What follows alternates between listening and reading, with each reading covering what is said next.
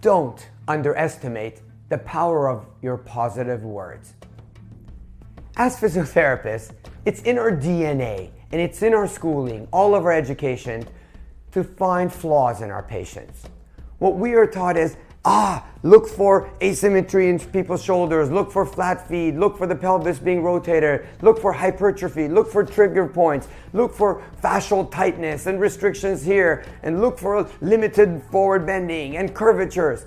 It's in our DNA to find flaws in our patients because we want to be the hero. We want to find the problem and then inform the patient of the problem and then fix it. Yeah! You're lucky as a patient that I found that glute asymmetry, or else that would have been disastrous if that firing didn't happen on time. What I'm trying to get at is perhaps we need to do different things. And I focus on doing two things. Number one, focus on things and tell the patients all the things that is good with them and all the things that I find okay. Secondly, when I find impairments that are potentially relevant, I do my best to demedicalize it and not have them catastrophize whatever impairment I find. So every patient that I see who's standing in front of me, I pretty much say, wow, you have a pretty good curvature in your spine. And I pretend I'm looking at their pelvis and their knee levels and their shoulder levels. Wow, you look pretty good. And I go through their feet and I say, wow, everything looks good here.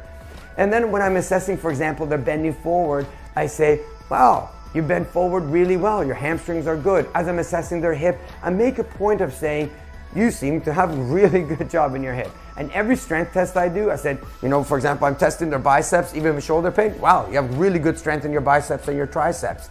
Inevitably, most people do. But I make sure I say it instead of finding all the flaws in them.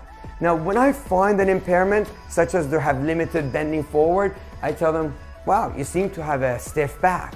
And that's probably due to your muscles being tight. So what we need to do is help you relax those muscles or perhaps do some exercises to loosen up those muscles and get you moving better. So what I want to propose is that we need to do two things to maximize patient recovery. One, find and inform patients everything that is good in them. Two, minimize the catastrophizing of their impairments by not over-medicalizing whatever impairment you find. Because remember, don't underestimate the power of our positive words.